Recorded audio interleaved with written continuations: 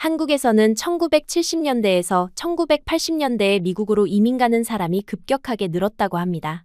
그 이유는 베트남전의 여파이기도 합니다. 주변 어르신들은 베트남전을 어떻게 생각하실지 한번 여쭤보세요. 대부분의 어르신들은 정말 끔찍하고 잔악무도한 전쟁이었다고 다들 말하실 겁니다. 그럼 베트남전의 한국군은 전세를 뒤흔들 카드였고 미군들이 겪은 최악의 상황을 벗어나는데 큰 도움을 주었죠. 미군들은 한국군을 무서워할 정도로 대단한 전투력이었다고 하죠.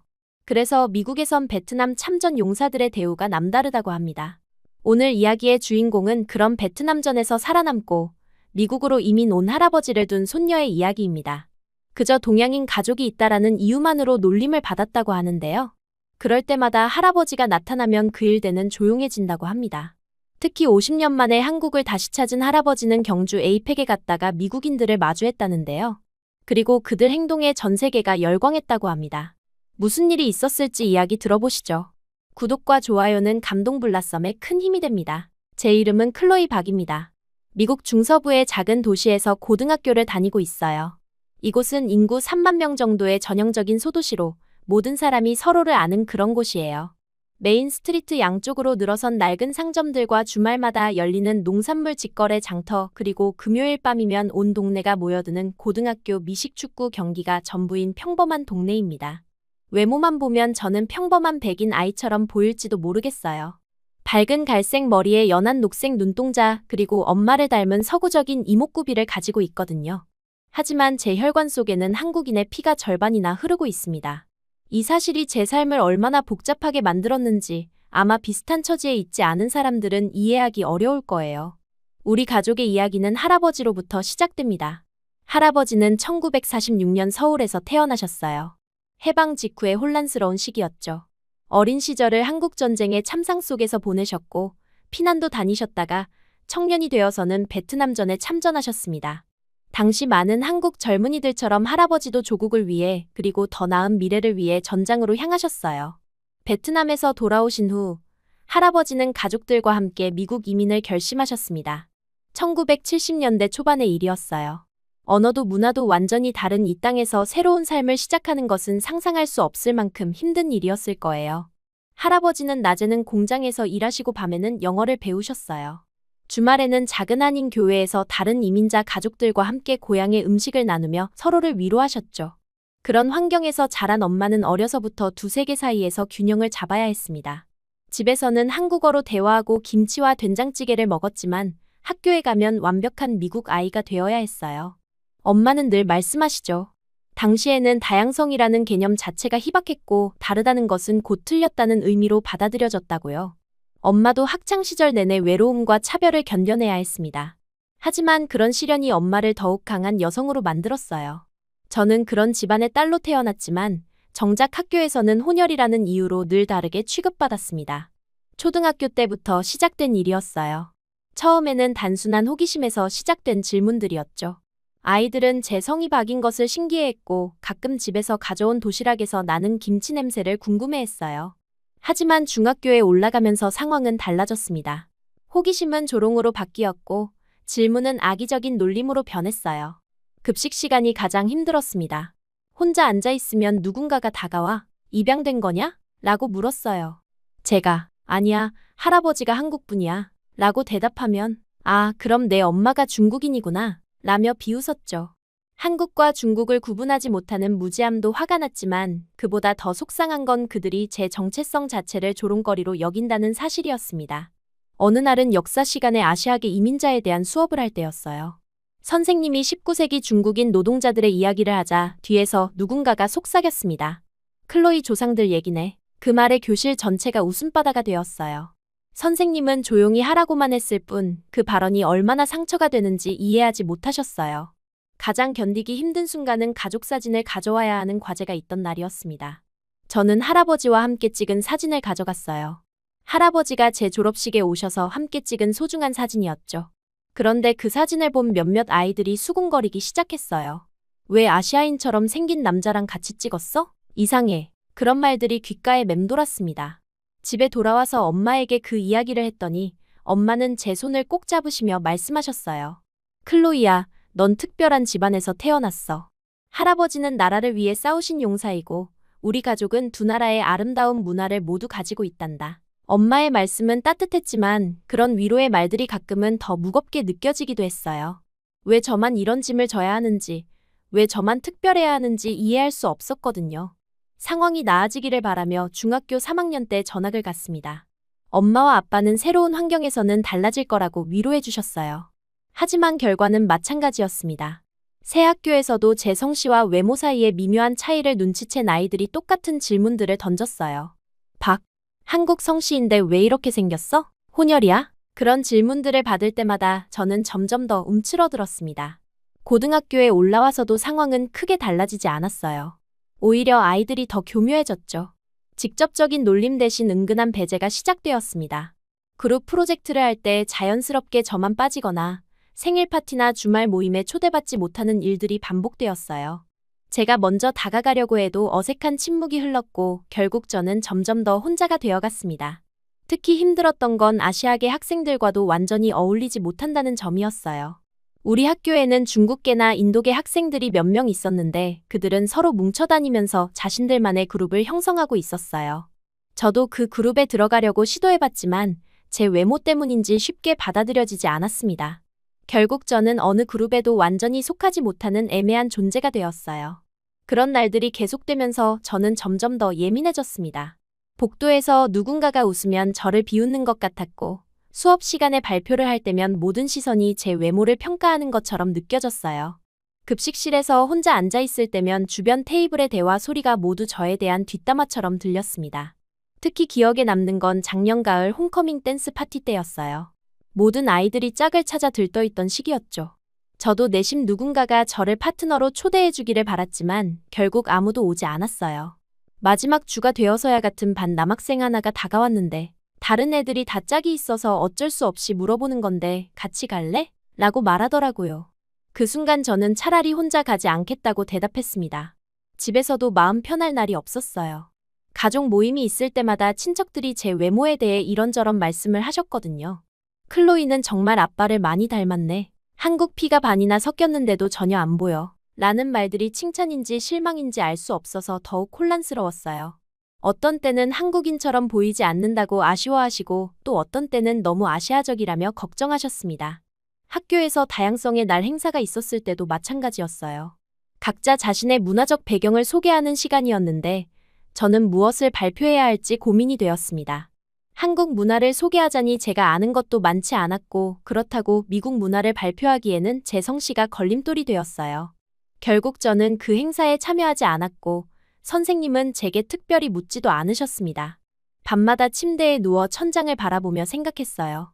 왜 저만 이렇게 복잡해야 하는지, 왜 저는 어디에도 완전히 속할 수 없는지 말이에요.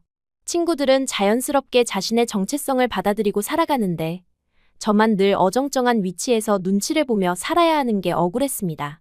거울을 볼 때마다 제 얼굴에서 할아버지의 흔적을 찾으려고 했지만 뚜렷하게 드러나는 건 없었어요.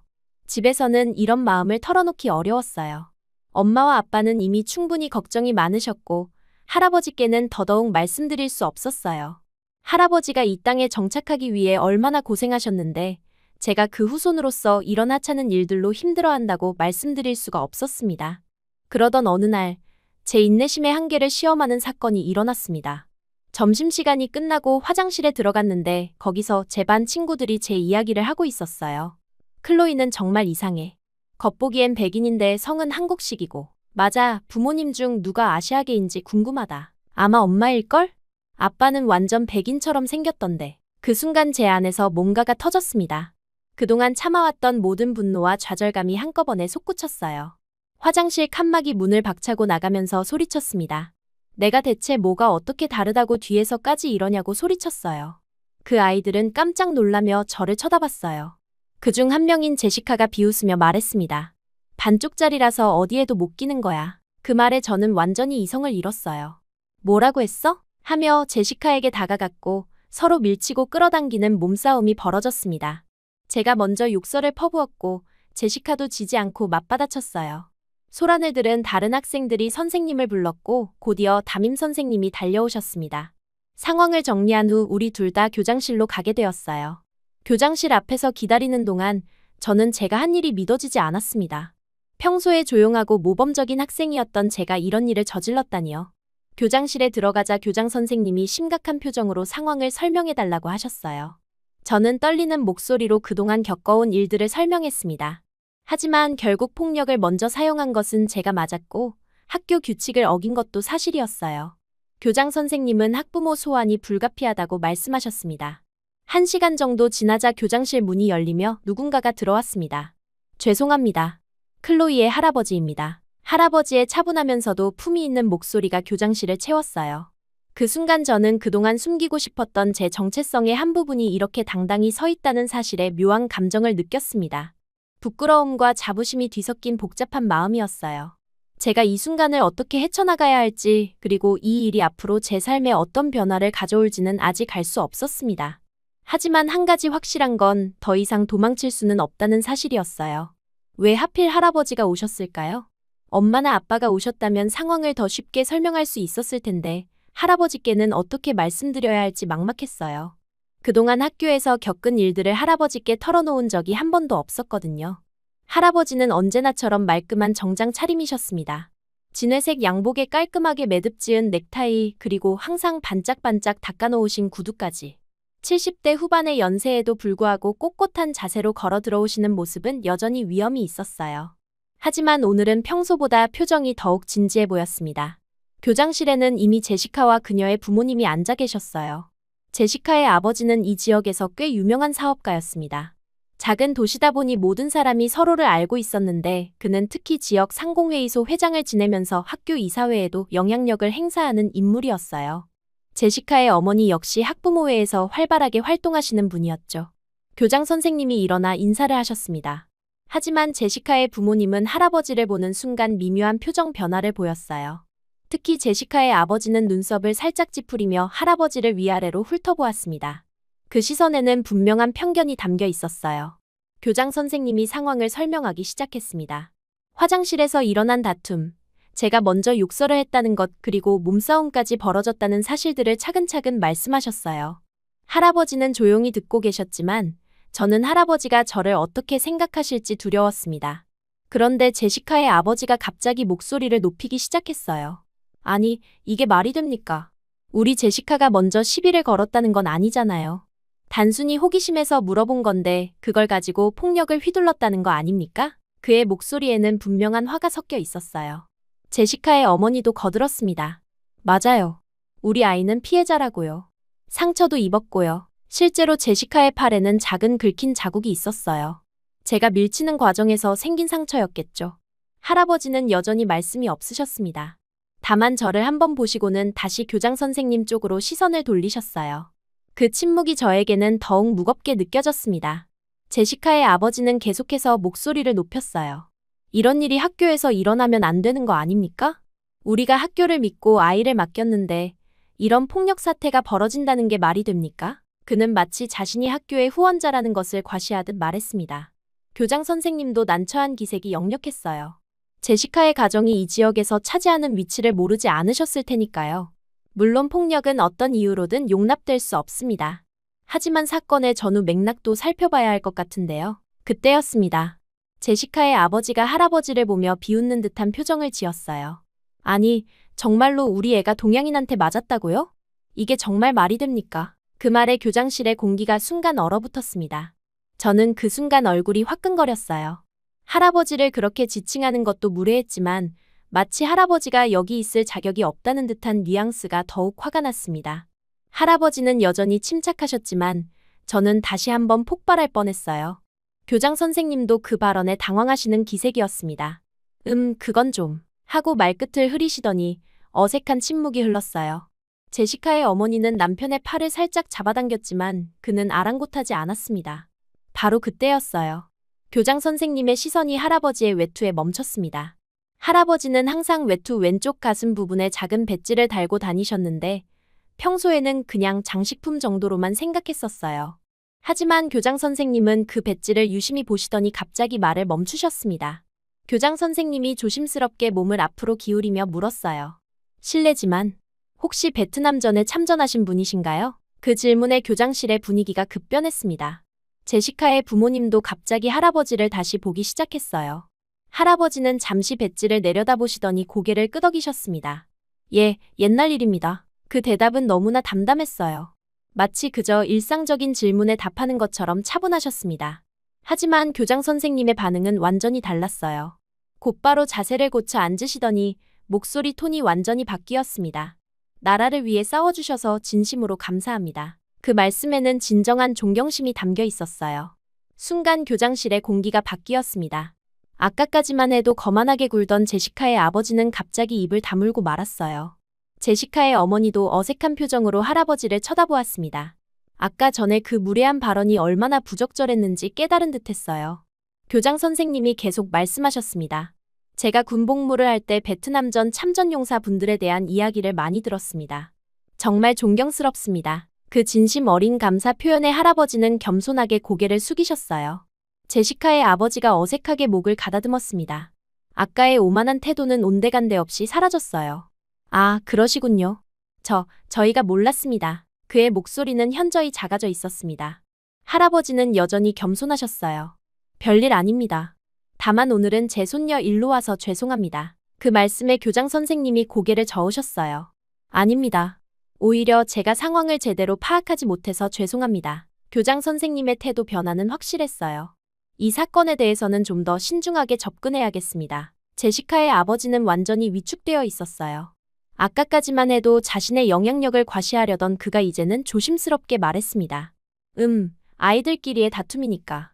너무 크게 만들 필요는 없을 것 같은데요. 교장 선생님이 사건의 경위를 다시 정리하기 시작했어요. 이번에는 제가 그동안 학교에서 겪어온 차별적인 발언들에 대해서도 언급하셨습니다. 클로이가 지속적으로 받아온 스트레스도 고려해야 할 것 같습니다. 나중에 알게 된 사실인데 제시카의 아버지는 이 지역의 유지이자 중견기업의 이사였어요. 학교 후원도 많이 하고 계셨고 그래서 학교에서도 함부로 할 수 없는 인물이었습니다. 하지만 오늘 할아버지의 정체가 밝혀지면서 상황이 완전히 뒤바뀐 거였어요. 미국에서 베트남전 참전용사에 대한 존경은 특별합니다. 특히 교장 선생님 세대에게는 더욱 그랬어요. 할아버지 세대가 젊은 시절 목숨을 걸고 싸운 전쟁이었고 그들의 희생 덕분에 지금의 자유가 있다고 여기시는 분들이 많았거든요. 교장 선생님이 마무리를 하셨어요. 이 사건은 교육청에도 보고하겠습니다.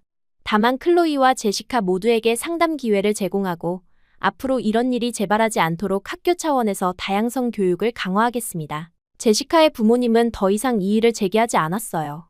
오히려 빨리 이 자리를 벗어나고 싶어하는 기색이 역력했습니다. 아까의 그 무례한 발언이 얼마나 부끄러웠는지 알 것 같았어요. 교장실에 나오는 길에 할아버지가 제 어깨에 손을 올리셨어요. 괜찮니? 하고 물으시는 할아버지의 목소리는 여전히 부드러웠습니다.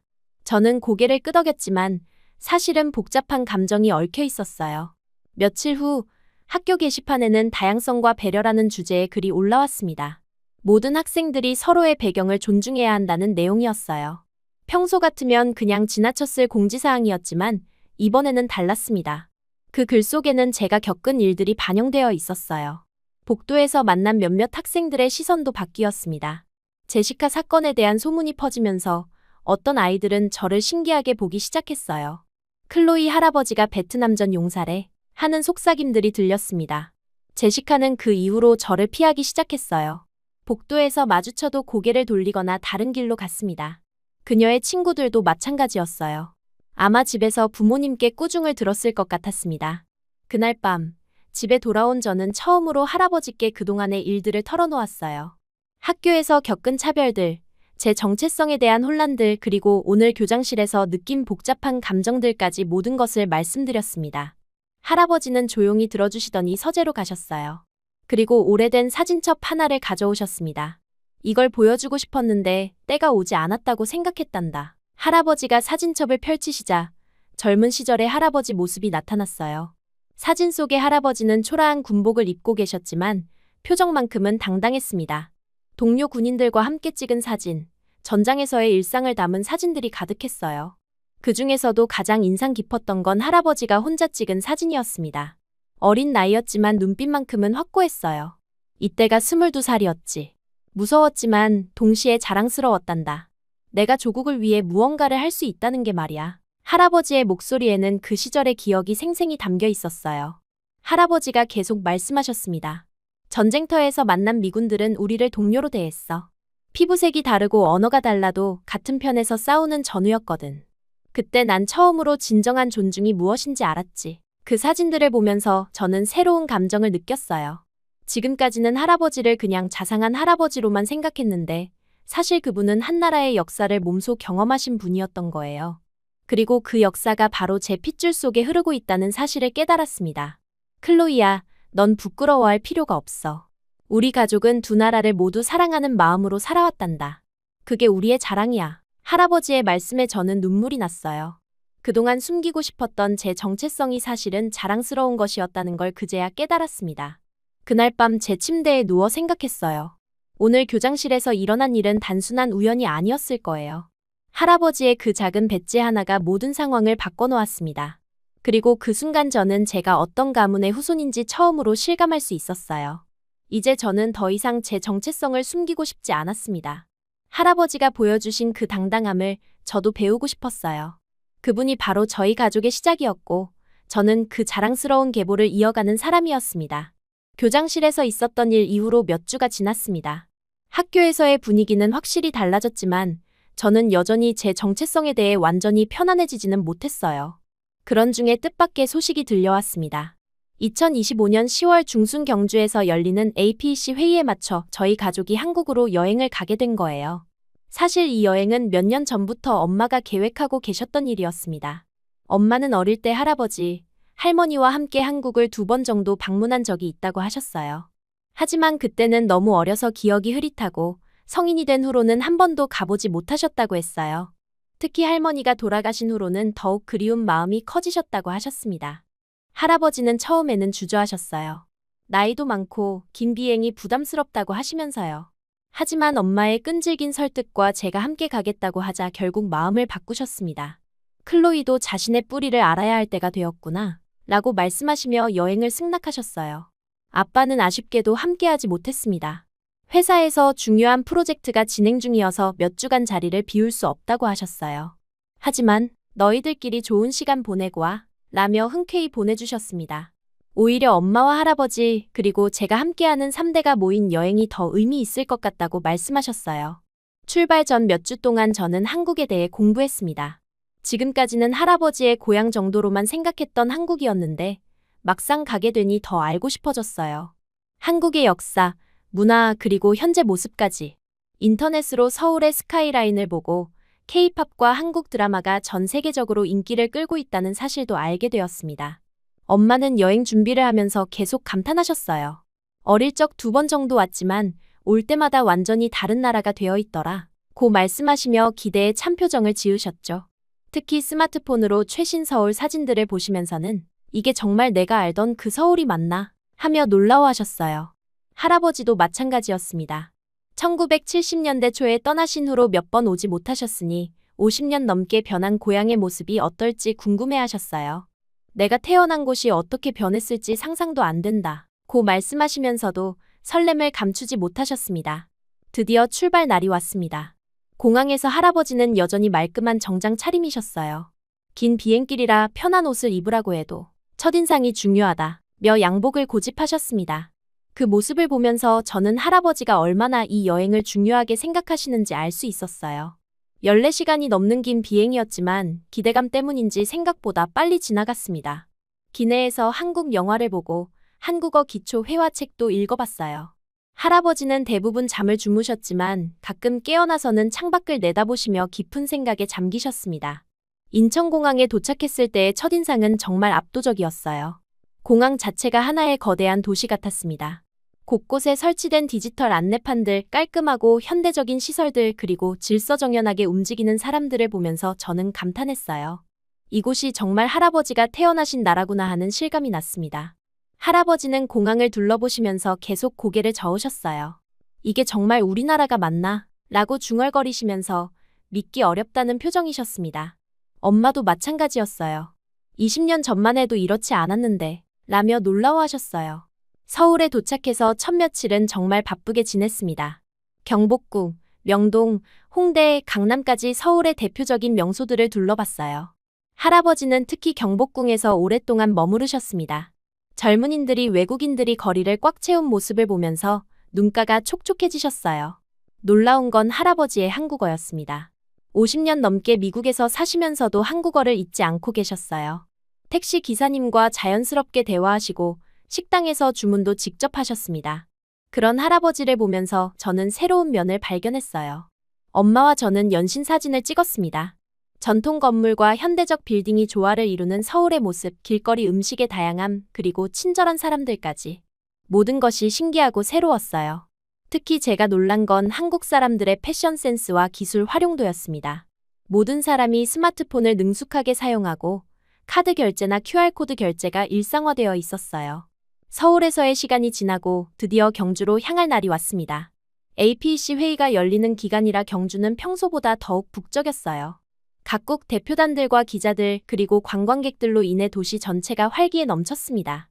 경주에 도착해서 첫인상은 서울과는 또 다른 매력이었어요. 고즈넉한 전통의 아름다움과 현대적 편의시설이 절묘하게 어우러진 도시였습니다. 불국사와 석굴암, 천마총 등 역사적 유적들이 도시 곳곳에 자리 잡고 있으면서도 깔끔하고 현대적인 호텔들과 상업시설들이 조화롭게 배치되어 있었어요. 할아버지는 경주를 보시면서 특별한 감정을 드러내셨습니다. 이런 아름다운 문화유산을 가진 나라에서 태어났구나 라고 말씀하시며 자부심을 감추지 못하셨어요. 저도 그런 할아버지를 보면서 뭉클한 감정이 들었습니다. APEC 회의 기간이라 경주 곳곳에는 각국의 국기가 걸려 있었고 보안도 삼엄했어요. 하지만 관광객들에게는 별다른 제약이 없어서 저희도 자유롭게 구경할 수 있었습니다. 특히 회의장 주변은 국제적인 분위기가 물씬 풍겼어요. 어느 날 오후였습니다. 저희는 APEC 행사장 근처를 산책하고 있었어요. 각국 대표단들의 차량이 오가고 기자들이 분주히 움직이는 모습을 구경하는 것도 재미있었습니다. 저와 엄마는 계속 사진을 찍었고 할아버지는 주변 풍경을 감상하며 천천히 걸으셨어요. 그때 저희 앞에서 정장을 입은 외국인 무리가 길을 잃은 듯 두리번거리고 있었습니다. 그들의 옷차림과 분위기로 봐서는 APEC 관련 인사들인 것 같았어요. 아마 미국 대표단의 일원들인 듯 했습니다. 그들은 지도를 보면서 서로 이야기를 나누고 있었지만 어디로 가야 할지 확신하지 못하는 것 같았어요. 그중 한 명이 저희 쪽을 보더니 다가왔습니다. 아마 저희가 미국인처럼 보였나 봐요. 그는 정중하게 인사를 하며 길을 물어봤습니다. 하지만 저희도 관광객 신분이라 정확한 길을 알려드릴 수 없었어요. 엄마가 영어로 죄송하다고 말씀드리면서 근처 안내소를 찾아보라고 조언해드렸습니다. 그런데 바로 그때였어요. 그들 중 한 명이 할아버지의 외투에 달린 작은 배지를 발견했습니다. 그의 표정이 순간 진지해지더니 조심스럽게 할아버지께 다가왔어요. 다른 동료들도 그의 시선을 따라 할아버지를 주목하기 시작했습니다. 실례합니다만 혹시 베트남전 참전용사시죠? 그의 질문에 주변이 조용해졌어요. 할아버지는 잠시 그들을 바라보시더니 고개를 끄덕이셨습니다. 네, 그렇습니다. 그 순간 정말 놀라운 일이 일어났어요. 그 미국인들이 일제히 할아버지께 경례를 올린 거예요. 한 명이 아니라 전원이 동시에, 그것도 아주 정중하고 진심 어린 경례였습니다. 주변에 있던 다른 사람들도 갑자기 일어난 상황에 시선을 집중했어요. 할아버지는 당황하신 듯했지만 곧 자세를 바로 하시며 경례로 화답하셨습니다. 그 모습이 정말 인상 깊었어요. 70대 후반의 연세에도 불구하고 군인다운 꼿꼿한 자세로 서 계신 할아버지의 모습은 위엄 그 자체였습니다. 그들 중 리더로 보이는 분이 다가와서 할아버지와 악수를 나누었어요. 정말 영광입니다. 당신 같은 분들의 희생 덕분에 지금의 자유가 있습니다. 그의 말에 진심이 담겨 있었어요. 다른 동료들도 차례로 할아버지께 인사를 드렸습니다. 저는 그 순간을 지켜보면서 가슴이 벅찼어요. 지금까지는 할아버지를 그냥 자상한 할아버지로만 생각했는데 이렇게 다른 사람들로부터 진심 어린 존경을 받는 모습을 보니 새로운 감정이 들었습니다. 자부심이었어요. 내 할아버지가 이렇게 존경받을 만한 분이라는 자부심 말이에요. 그들은 할아버지와 함께 사진을 찍고 싶어 했어요. 할아버지는 처음에는 사양하셨지만 그들의 간청에 못 이겨 결국 함께 사진을 찍으셨습니다. 저와 엄마도 함께 찍었어요. 그 미국인들은 정말 기뻐했습니다. 사진을 찍은 후 그들 중 한 명이 스마트폰을 꺼내 SNS에 올리기 시작했어요. 한국에서 만난 진짜 영웅이라는 글과 함께 방금 찍은 사진을 업로드했습니다. 다른 동료들도 각자 자신의 SNS에 사진을 올렸어요. 그 과정을 지켜보면서 저는 현대 사회의 소통 방식에 대해 생각해봤어요. 이렇게 순간적으로 일어난 일이 SNS를 통해 전 세계로 퍼져나간다는 게 신기했습니다. 할아버지의 이야기가 이렇게 많은 사람들에게 전해질 수 있다니요. 그들과 헤어진 후 저희는 계속 산책을 했어요. 하지만 분위기는 확실히 달라져 있었습니다. 할아버지는 평소보다 더욱 당당해 보이셨고 엄마도 뿌듯해하는 표정이었어요. 저 역시 마음 한편에 새로운 감정이 자리 잡고 있었습니다. 그날 저녁 호텔로 돌아와서 저는 오늘 있었던 일을 곰곰이 생각해 봤어요. 할아버지가 받으신 그 존경스러운 격려, 진심 어린 감사 인사, 그리고 사진까지. 모든 것이 꿈만 같았습니다. 엄마가 제게 와서 말씀하셨어요. 클로이야, 오늘 봤지? 할아버지가 얼마나 대단한 분인지. 우리가 자랑스러워해야 할 분이야. 그 말에 저는 고개를 끄덕였어요. 이제 정말로 실감이 났습니다. 그날 밤 잠자리에 들면서 저는 그 장면을 몇 번이고 다시 떠올렸습니다. 할아버지께 격려를 올리는 미국인들의 모습, 진심 어린 감사 인사, 그리고 함께 찍은 사진까지. 마치 영화의 한 장면 같았어요. 무엇보다 감동적이었던 건 할아버지의 모습이었습니다. 그 순간 할아버지는 단순한 할아버지가 아니라 한 나라를 위해 희생하신 용사의 모습이셨어요. 그리고 그런 할아버지의 손녀인 제가 자랑스러웠습니다. 미국에서도 존경받는 사람이 바로 제 가족 안에 있었다는 사실. 그게 제 마음속에 어떤 불을 켰어요. 지금까지는 제 정체성 때문에 고민하고 숨고 싶어 했는데 이제는 오히려 자랑스럽게 여겨야겠다는 생각이 들었습니다. 다음 날 아침, 호텔에서 조식을 먹으면서 할아버지가 말씀하셨어요. 어젯밤에 많은 생각을 했단다. 이렇게 고향에 와서 존경을 받으니 감회가 새롭구나. 할아버지의 목소리에는 감격이 담겨 있었어요. 저는 그때 결심했습니다. 더 이상 제 정체성을 부끄러워하지 않겠다고. 할아버지의 그 자랑스러운 역사를 이어받은 사람으로서 당당하게 살아가겠다고 말이에요. 경주에서의 그 순간이 제 인생의 전환점이 되었던 것 같습니다. 경주에서의 마지막 밤은 정말 특별했습니다. 호텔방에서 할아버지, 엄마와 함께 앉아 그동안의 여행을 되돌아보는 시간을 가졌어요. 할아버지는 이번 여행이 내 인생에서 가장 의미 있는 시간 중 하나였다. 고 말씀하셨습니다. 엄마도 클로이가 자신의 뿌리를 이해하는 소중한 기회가 되었을 것 같다. 며 흐뭇해하셨어요. 저는 그날 밤 SNS에 경주에서 찍은 사진들을 올렸습니다. 할아버지와 미국 대표단이 함께 찍은 그 특별한 사진도 포함해서요. 그 순간의 감동을 표현하고 싶었거든요.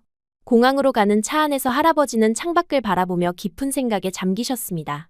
50년 만에 고향에 와서 이런 대접을 받을 줄은 꿈에도 몰랐다. 고 중얼거리셨어요. 엄마도 정말 특별한 경험이었어요. 라며 할아버지의 손을 잡아드렸습니다. 인천공항에서의 출국 절차는 순조로웠어요. 하지만 게이트에서 기다리는 동안 할아버지는 계속 주변을 둘러보셨습니다. 아마 이번이 마지막 한국 방문이 될 수도 있다는 생각을 하고 계신 것 같았어요. 저는 할아버지의 그런 모습을 보면서 가슴이 뭉클했습니다. 새벽 비행기였기 때문에 기내는 대부분 조용했어요. 승객들은 거의 다 잠을 자고 있었고 저도 마찬가지였습니다.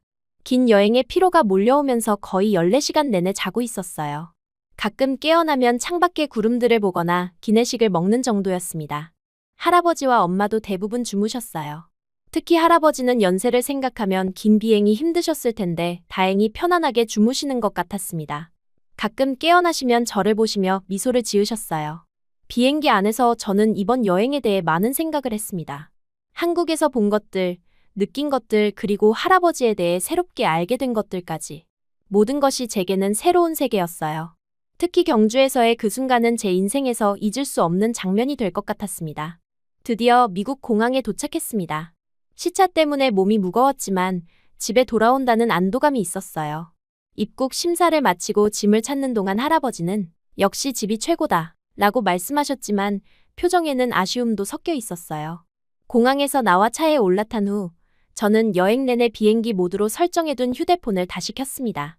그런데 그 순간 정말 놀라운 일이 일어났어요.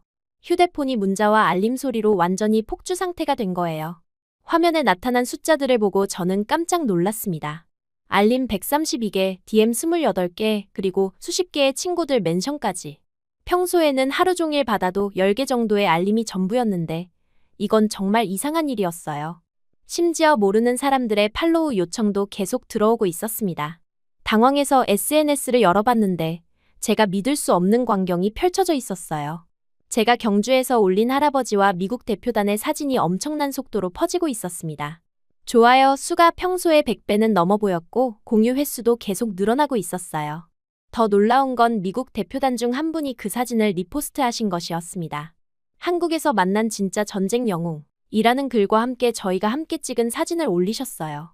그분의 팔로워가 수만 명이었기 때문에 그 리포스트로 인해 사진이 더욱 빠르게 퍼진 것 같았습니다. 댓글들을 읽어보니 정말 다양한 반응들이 있었어요.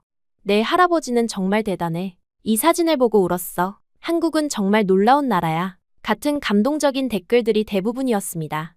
외국인들의 댓글도 많았는데 여러 언어로 할아버지에 대한 존경을 표하는 내용들이었어요. 특히 인상 깊었던 댓글 중 하나는 한 베트남전 참전용사의 아들이 쓴 것이었습니다.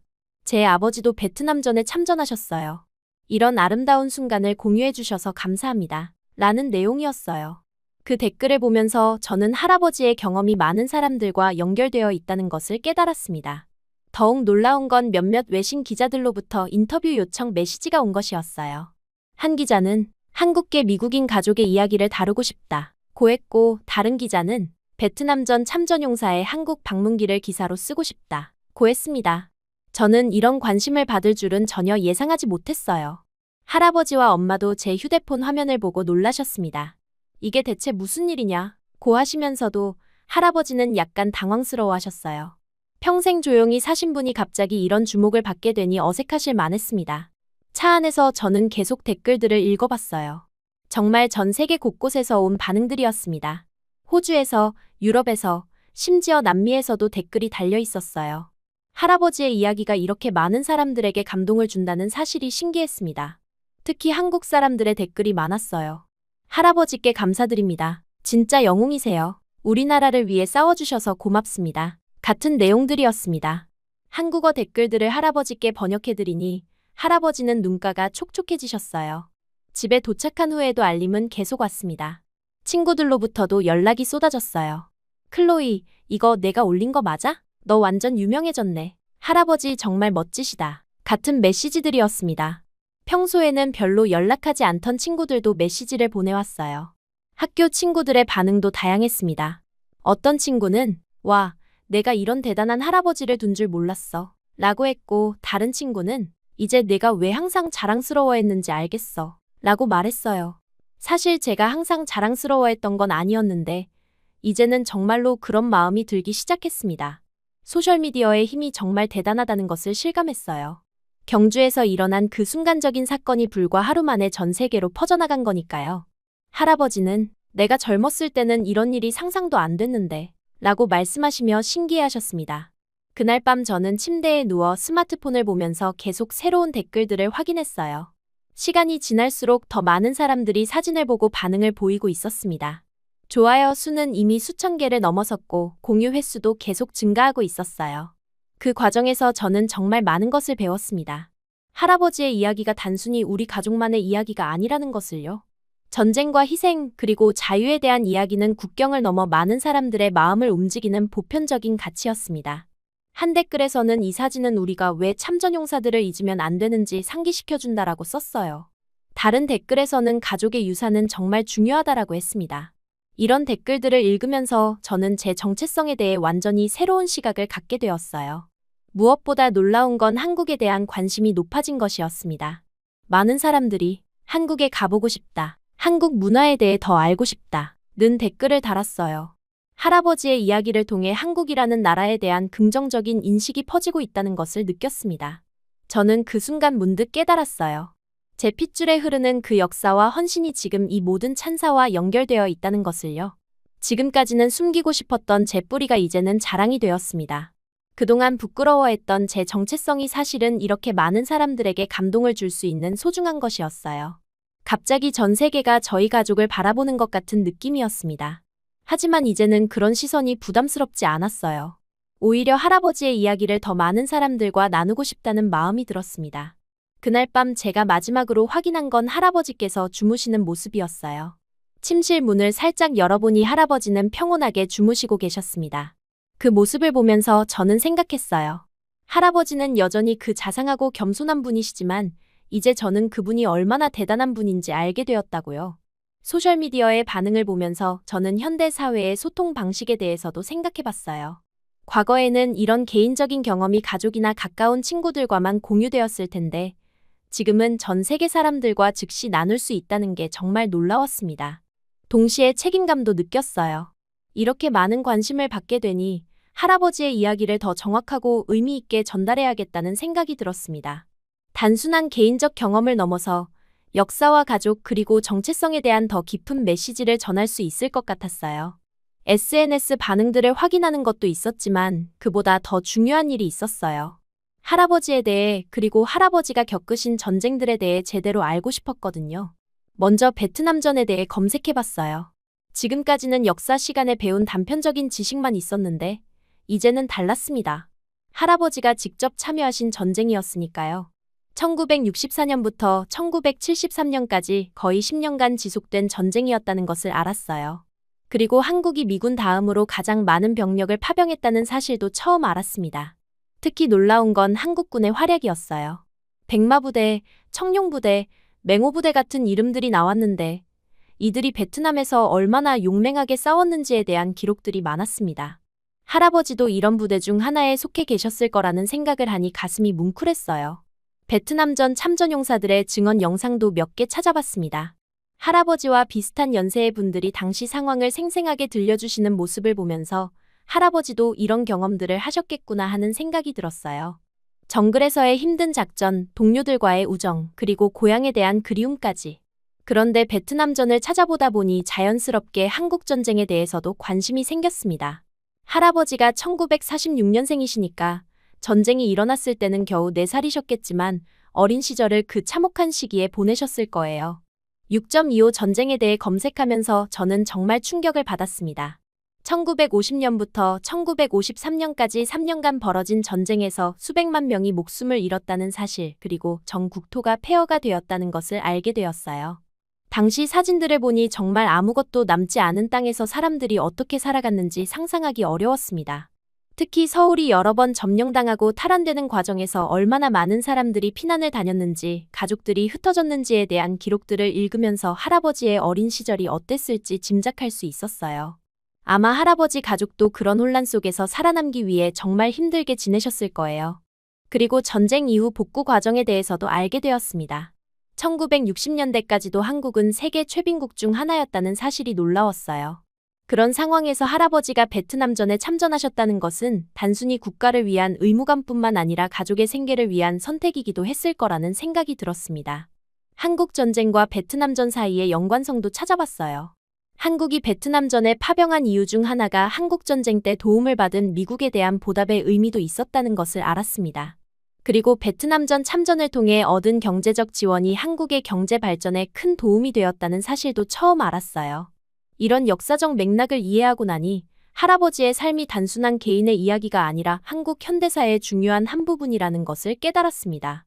할아버지는 분단과 전쟁 그리고 재건의 시대를 모두 겪으신 살아있는 역사였던 거예요. 저녁에 할아버지께 제가 찾아본 내용들에 대해 여쭤봤습니다. 할아버지는 처음에는 옛날 일이니까 라며 말을 아끼셨지만 제가 진지하게 묻자 조금씩 당시 이야기를 해주셨어요. 특히 어린 시절 전쟁 중에 피난 갔던 이야기, 그리고 베트남에서의 경험들을 들으면서 저는 할아버지를 완전히 새로운 시각으로 보게 되었습니다. 클로이야, 그때는 정말 힘든 시절이었지. 하지만 그런 어려움을 겪었기 때문에 지금 이렇게 평화로운 시대의 소중함을 더 잘 안단다. 할아버지의 말씀에 저는 고개를 끄덕였어요. 제가 당연하게 여기고 살아온 모든 것들이 할아버지 세대의 희생 위에 세워진 것이라는 걸 깨달았습니다. 그날 밤 저는 일기에 이렇게 썼습니다. 오늘 나는 내가 누구인지 정말로 깨달았다.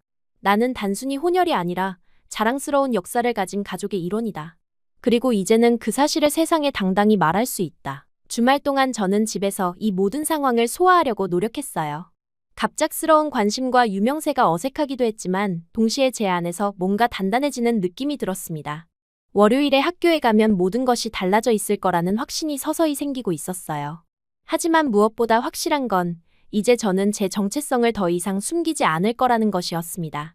11월 3일 월요일 아침, 알람 소리에 눈을 뜨면서 저는 묘한 기분이었습니다. 지난 주말 동안 일어난 모든 일들이 꿈만 같았거든요. SNS에서의 폭발적인 반응, 할아버지에 대한 새로운 이해, 그리고 제 정체성에 대한 완전히 달라진 인식까지. 이 모든 변화를 안고 학교에 가야 한다는 생각에 설렘과 긴장이 동시에 밀려왔어요. 아침 준비를 하면서 거울을 봤는데 같은 얼굴이지만 뭔가 달라 보였습니다. 예전에는 거울을 볼 때마다 제 외모에서 아시아적 특징을 찾으려고 했었는데 이제는 그런 고민 자체가 사라졌어요. 중요한 건 제가 어떻게 생겼느냐가 아니라 제가 누구인지, 어떤 가족의 후손인지였으니까요. 학교로 가는 길에서도 마음가짐이 확실히 달랐습니다. 예전 같으면 다른 아이들과 마주치지 않으려고 일찍 가거나 늦게 갔을 텐데 이날은 당당하게 평소 시간에 등교했어요. 교문을 들어서면서 저는 깊게 숨을 들이마셨습니다. 새로운 시작이라는 느낌이 들었거든요. 복도에 들어서자마자 변화를 느꼈습니다. 평소 같으면 저를 지나쳐 가던 아이들이 제게 시선을 보내고 있었어요. 하지만 예전에 그 탐색적이고 때로는 조롱 섞인 시선이 아니었습니다. 호기심과 관심, 그리고 어떤 존경 같은 감정이 섞인 시선이었어요.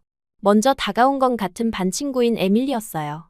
평소에는 인사 정도만 나누던 사이였는데 이날은 달랐습니다. 클로이, SNS 봤어. 너 진짜 멋지더라. 할아버지도 정말 대단하시고. 에밀리의 목소리에는 진심이 담겨 있었어요. 예전에는 들어보지 못한 톤이었습니다. 곧이어 다른 친구들도 하나둘씩 모여들기 시작했어요.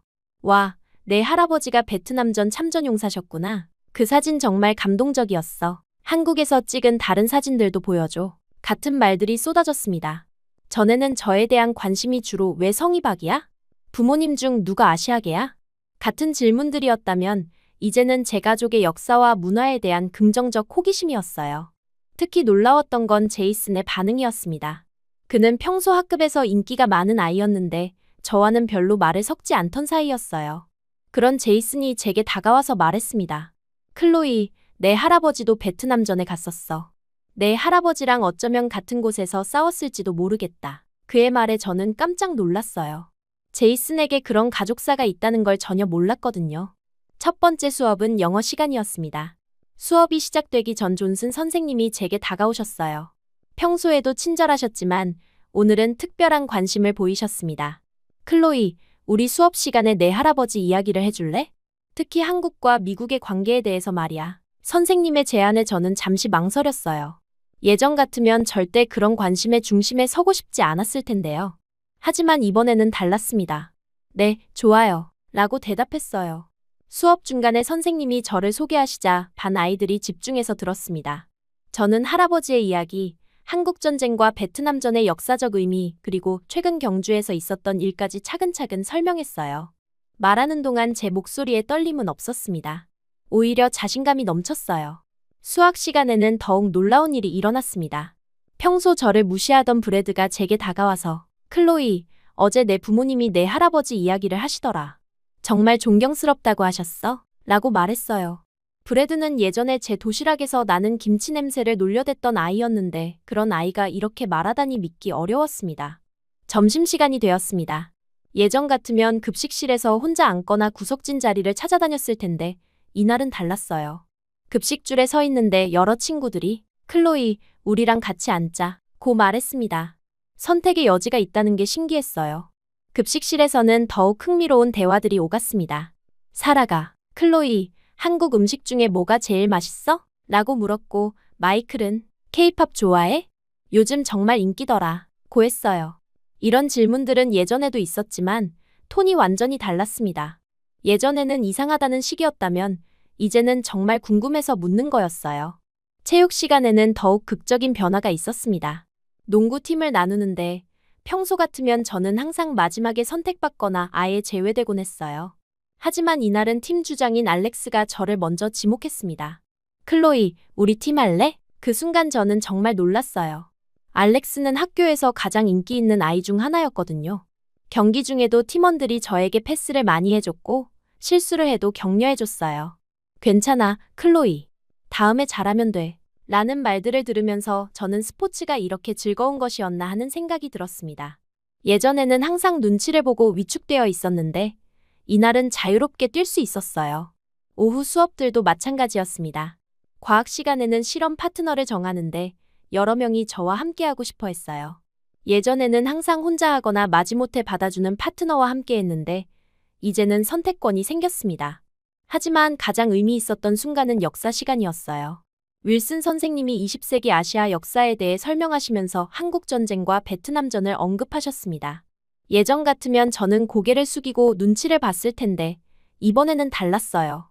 선생님이 베트남전에 한국이 대규모 병력을 파견했다는 사실을 아는 학생이 있나요? 라고 물으셨을 때 저는 주저없이 손을 들었습니다. 교실이 조용해졌고 모든 시선이 저에게 집중되었어요. 하지만 전혀 부담스럽지 않았습니다. 제 할아버지는 1946년생 한국분이세요. 베트남전 참전용사셨고 최근 한국 APEC 행사에서 미군 고위 인사들이 할아버지께 격려를 올렸어요. 제 목소리는 또렷하고 자신감에 찼습니다. 교실은 완전히 조용해졌고 모든 아이들이 진지하게 들었어요.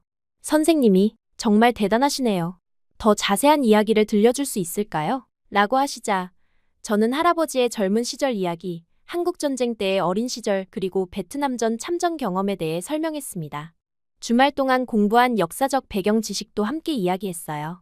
제가 말을 마치자 교실에서 박수가 터져나왔습니다. 진심 어린 박수였어요. 그 순간 저는 정말 감동받았습니다. 처음이었어요. 제 뿌리에 대해 떳떳하게 말하고 그것이 이렇게 진심으로 존중받은 건 말이에요. 윌슨 선생님도 감동받으신 것 같았어요. 클로이, 내 할아버지 같은 분들의 희생 덕분에 우리가 지금 이렇게 자유롭게 살 수 있는 거야. 정말 존경스럽다. 고 말씀하셨습니다. 그 말에 다른 아이들도 고개를 끄덕였어요. 수업이 끝난 후에도 여러 친구들이 저에게 다가와서 더 많은 이야기를 들려달라고 했습니다. 제시카도 그중 하나였어요. 교장실 사건 이후 저를 피하던 제시카가 조심스럽게 다가와서 클로이, 미안해. 그때 내가 너무했어. 내 할아버지 정말 대단하시다. 고 말했습니다. 제시카의 사과를 받으면서 저는 복잡한 감정이 들었어요. 화가 났던 것도 사실이지만 이제는 그런 감정들이 별로 중요하지 않게 느껴졌습니다. 괜찮아, 제시카. 우리 모두 배우는 거잖아. 라고 대답했어요. 방과 후에는 더욱 놀라운 일들이 기다리고 있었습니다. 학생회 부회장인 케이트가 저에게 다가와서 클로이, 다음 주 다문화 주간 행사에서 발표를 해줄 수 있을까? 내 가족 이야기를 듣고 싶어하는 학생들이 많아. 라고 제안했어요. 예전 같으면 절대 거절했을 제안이었지만 이제는 달랐습니다. 네, 기꺼이 할게요. 라고 대답했어요. 제 이야기가 다른 학생들에게도 도움이 될 수 있다면 얼마든지 나누고 싶었거든요. 집으로 가는 길에 저는 오늘 하루를 되돌아봤습니다. 같은 학교, 같은 교실, 같은 사람들이었지만 모든 것이 달라져 있었어요. 사람들의 시선이 달라진 건 분명했지만 그보다 더 큰 변화는 제가 더 이상 숨고 있지 않다는 사실이었습니다. 예전에는 항상 눈치를 보고 제 정체성을 감추려고 했었어요. 한국 음식을 먹을 때도, 할아버지 이야기를 할 때도, 심지어 제 성을 소개할 때도 어색해했습니다. 하지만 이제는 달랐어요. 당당하게 제가 누구인지 말할 수 있었습니다. 교실 창가 너머로 들어오는 따스한 햇빛을 받으며 저는 확신했습니다. 내가 누구인지, 어디서 왔는지 이제는 떳떳하게 말할 수 있다는 것을요. 제 안에는 자랑스러운 역사가 흐르고 있고 그것을 숨길 이유가 전혀 없다는 걸 깨달았습니다. 집에 도착해서 엄마에게 오늘 있었던 일들을 이야기했어요. 엄마는 정말 기뻐하시면서 클로이야, 드디어 내가 진짜 너 자신이 되었구나 라고 말씀하셨습니다. 할아버지도 제 이야기를 들으시고는 자랑스럽다 고 한마디 하셨어요. 그날 밤 일기를 쓰면서 저는 이렇게 적었습니다. 오늘 나는 처음으로 나 자신이 되었다. 더 이상 숨지도 부끄러워하지도 않을 것이다. 나는 자랑스러운 한국계 미국인이고 영웅적인 할아버지의 손녀다. 학교에서 돌아오는 길은 평소와 달랐습니다. 같은 거리, 같은 풍경이었지만 제 마음속은 완전히 새로운 세상이 펼쳐져 있었어요. 오늘 하루 동안 겪은 모든 변화들이 머릿속에서 영화처럼 스쳐 지나갔습니다. 친구들의 따뜻한 관심, 선생님들의 존중, 그리고 무엇보다 제가 당당하게 제 정체성을 드러낼 수 있었던 그 순간들이요. 집 앞에 도착해서 현관문을 열자 할아버지의 목소리가 들렸어요. 거실에서 엄마와 무언가 이야기를 나누고 계셨습니다. 제가 들어서자 두 분 모두 저를 바라보시며 미소를 지으셨어요. 클로이 왔구나 라고 하시는 할아버지의 목소리에는 평소보다 더 따뜻함이 묻어났습니다. 가방을 내려놓고 거실로 들어가니 할아버지가 신문을 보고 계셨어요. 그런데 그 신문에는 저희 가족 이야기가 작은 기사로 실려 있었습니다. 지역 신문이었지만 할아버지의 베트남전 참전 경험과 최근 경주에서의 일이 간략하게 소개되어 있었어요. 할아버지는 그 기사를 보시며 이제 정말 유명해졌구나 라고 웃으셨습니다. 저녁 준비를 도우면서 엄마에게 오늘 학교에서 있었던 일들을 자세히 이야기했어요. 영어 시간에 할아버지 이야기를 발표한 것, 역사 시간에 손을 들고 당당하게 말한 것, 그리고 친구들의 달라진 반응까지. 엄마는 제 이야기를 들으시면서 계속 고개를 끄덕이셨어요. 정말 많이 달라졌구나, 라고 말씀하시는 엄마의 목소리에는 감격이 섞여 있었습니다. 어릴 때부터 내가 이런 고민을 하는 걸 보면서 마음이 아팠는데, 이제는 정말 당당해 보여. 엄마의 말씀을 들으면서 저는 그동안 엄마도 제 때문에 얼마나 걱정이 많으셨을지 짐작할 수 있었어요. 저녁 식사 시간에는 온 가족이 모여 오늘의 경험을 나눴습니다. 아빠도 회사에서 동료들이 저희 가족 이야기를 화제로 삼았다고 하셨어요. 회사 사람들이 클로이 할아버지에 대해 정말 존경스럽다고 하더라. 특히 베트남전 참전용사라는 걸 알고는 더욱 감탄했어. 아빠의 말씀을 들으면서 저는 이 모든 관심이 단순한 일시적 현상이 아니라는 걸 깨달았습니다. 할아버지는 식사 중에 자신의 젊은 시절 이야기를 더 들려주셨어요. 한국전쟁 직후에 어려웠던 시절, 베트남으로 떠나면서 가졌던 마음가짐, 그리고 전쟁터에서의 경험들까지. 평소에는 말씀을 아끼시던 할아버지가 이렇게 자세히 이야기해 주시는 건 처음이었어요. 그때는 정말 어려운 시절이었지. 하지만 나는 조국을 위해, 그리고 가족을 위해 최선을 다했어. 그런 내 손녀가 이제 자랑스럽게 그 이야기를 할 수 있다니 정말 기쁘구나. 할아버지의 말씀에 저는 가슴이 뭉클했습니다. 식사 후 설거지를 도우면서 엄마와 더 깊은 이야기를 나눴어요. 엄마도 어린 시절 정체성 때문에 고민했던 경험들을 들려주셨습니다. 나도 내 나이 때는 정말 힘들었어. 학교에서 아시아계라고 놀림받기도 하고 때로는 내가 어디에 속하는지 모르겠더라. 엄마의 고백을 들으면서 저는 이런 고민이 저만의 것이 아니었다는 걸 깨달았어요. 하지만 시간이 지나면서 깨달았어. 우리는 두 문화의 장점을 모두 가진 특별한 존재라는 걸 말이야. 그리고 그 특별함이 약점이 아니라 강점이라는 것도. 엄마의 말씀은 제가 오늘 느낀 감정과 정확히 일치했습니다. 저녁 8시쯤 거실에서 엄마와 단둘이 앉아 따뜻한 차를 마시는 시간을 가졌어요. 할아버지는 서재에서 책을 보고 계셨고 아빠는 서재에서 업무를 마무리하고 계셨습니다. 거실은 조용하고 평화로웠어요. 엄마는 조용히 웃으시며 저에게 물었습니다. 오늘 어땠어? 그 질문에 저는 망설임 없이 대답했어요. 나 처음으로 한국인이어서 기뻤어. 그 말이 입에서 나오는 순간 저 자신도 놀랐습니다. 그 간단한 문장 속에 제 인생 16년이 모두 담겨 있었거든요. 그 말이 나오는데 정말 16년이 걸렸어요. 엄마는 제 말을 듣고 잠시 침묵하셨습니다. 그리고는 눈가가 촉촉해지시더니 정말? 라고 물으셨어요. 저는 고개를 끄덕이며 정말이에요. 라고 대답했습니다. 그동안은 정말 많은 것들을 감췄어요. 학교 친구들 앞에서는 제 성실을 부끄러워했고 집에서 나는 한국 음식 냄새를 걱정했고 할아버지와 찍은 사진조차 숨기고 싶어 했습니다. 때로는 완전히 외면하기도 했고 심지어는 부정하려고 했던 적도 있었어요. 하지만 이제는 달랐습니다. 할아버지가 싸우신 전장에서의 용기, 엄마가 견뎌오신 타향살이의 인내, 그리고 제가 흘려보낸 수많은 눈물까지. 지금은 그 모든 것이 하나로 이어진 선처럼 느껴졌어요. 과거의 고통도, 현재의 기쁨도, 그리고 미래의 희망도 모두 그 선 위에 있었습니다. 그 선의 끝에 있는 제가 지금 이렇게 엄마와 마주 앉아 웃고 있는 거예요. 더 이상 숨지도 부끄러워하지도 않는 저 말이에요. 엄마, 나도 언젠가 내 아이에게 말해줄 거예요. 너도 할아버지처럼 강한 한국인의 피를 가졌다고. 엄마는 제 손을 꼭 잡아주셨어요. 엄마의 손은 따뜻했고 그 온기가 제 마음까지 전해졌습니다. 저는 그 손 위에 제 손등을 얹었어요. 3대가 이어진 손들이었습니다. 할아버지로부터 엄마에게, 엄마로부터 저에게 이어진 그 손들 속에는 우리 가족의 모든 역사가 담겨 있었어요. 클로이야, 정말 자랑스럽다. 내가 이렇게 성장한 모습을 보니까. 엄마의 목소리는 떨리고 있었습니다. 할머니가 살아계셨다면 얼마나 기뻐하셨을까. 할머니 이야기가 나오자 저는 문득 궁금해졌어요. 할머니는 제가 태어나기 전에 돌아가셨지만 엄마를 통해 많은 이야기를 들었거든요. 강인하고 지혜로운 분이셨다고 했어요. 그분도 이런 정체성 고민을 하셨을까요? 엄마가 마치 제 마음을 읽은 듯 말씀하셨어요. 할머니도 미국에 처음 오셨을 때 많이 힘드셨어. 언어도 문화도 모든 게 달랐으니까. 하지만 할머니는 항상 말씀하셨지. 우리는 한국 사람이다. 어디에 살든 그 자부심만은 잃지 말자고. 그 말을 들으면서 저는 할머니와 연결되어 있다는 느낌을 받았어요. 직접 만나본 적은 없지만 할머니의 그 정신이 저에게까지 이어져 왔다는 생각이 들었습니다. 거실에서의 대화가 끝나고 저는 제 방으로 올라갔어요. 책상 위에는 경주에서 할아버지와 함께 찍은 사진이 액자에 담겨 있었습니다. 며칠 전에 인화해서 액자에 넣어둔 거였어요. 그 사진을 보면서 저는 많은 생각이 들었습니다. 사진 속의 할아버지는 정말 당당해 보이셨어요. 미국 고위 인사들과 함께 서 계신 모습이 자랑스럽기도 하고 동시에 겸손해 보이기도 했습니다. 그리고 그 옆에 서 있는 제 모습도 예전과는 달라 보였어요.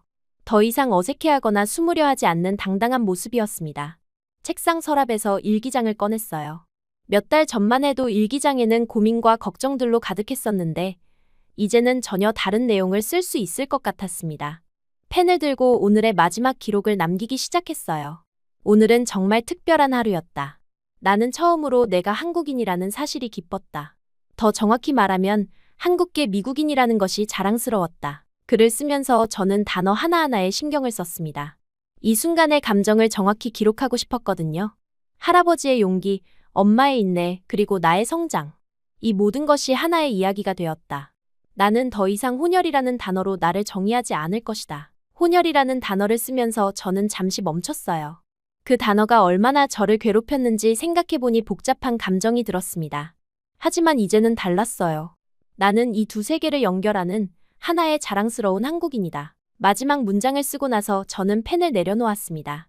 이 문장이 제 새로운 정체성을 가장 잘 표현한다고 생각했거든요. 일기를 다 쓰고 나서 저는 창밖을 바라봤어요. 11월의 밤 공기는 차가웠지만 별들이 유난히 밝게 빛나고 있었습니다. 그 별들을 보면서 저는 앞으로의 삶에 대해 생각해봤어요. 내일도 학교에 가겠지만 이제는 두렵지 않을 거예요. 다음 주에는 다문화 주간 발표도 해야 하고 앞으로도 제 정체성에 대한 질문들을 많이 받게 될 것 같습니다. 하지만 이제는 그런 질문들이 부담스럽지 않아요. 오히려 제 이야기를 나눌 수 있는 기회라고 생각해요. 언젠가는 대학에도 가고 직장도 구하고 가정도 꾸리게 될 거예요. 그때도 저는 제 정체성을 자랑스럽게 여기며 살아갈 것입니다. 그리고 제가 아이를 낳게 되면 그 아이에게도 할아버지의 이야기를 들려줄 거예요. 우리 가족의 자랑스러운 역사를 말이에요. 침대에 누우면서 저는 오늘 하루를 정리해봤습니다. 아침에 일어났을 때의 설렘, 학교에서의 새로운 경험들, 그리고 지금 이 순간의 평온함까지. 모든 것이 완벽했어요. 할아버지 방에서 들리는 작은 소음, 엄마와 아빠가 나누는 조용한 대화 소리, 그리고 창밖의 바람 소리까지. 이 모든 것들이 저에게는 가족의 따뜻함으로 느껴졌습니다. 이 집에서 이 가족과 함께 자란 제가 얼마나 행복한 사람인지 새삼 깨달았어요. 잠들기 전 마지막으로 저는 스마트폰을 확인해봤습니다. SNS에는 여전히 새로운 댓글들이 달리고 있었고 메시지도 몇 개 더 와 있었어요. 하지만 이제는 그런 관심들이 부담스럽지 않았습니다. 오히려 고마웠어요. 제 이야기가 다른 사람들에게도 의미가 있다는 것을 보여주니까요. 내일부터는 새로운 클로이 박으로 살아갈 거예요. 자신감 있고 당당하고 자랑스러운 클로이 박으로요. 더 이상 숨지도 않고 부끄러워하지도 않을 거예요. 저는 제가 누구인지 알고 있고 그것을 자랑스럽게 여기니까요. 그날 밤 저는 정말 평안하게 잠들 수 있었습니다. 오랜만에 아무 걱정 없이 마음 편하게 잠자리에 들 수 있었어요. 꿈속에서도 저는 웃고 있었을 것 같습니다. 마침내 진짜 저 자신을 찾았으니까요.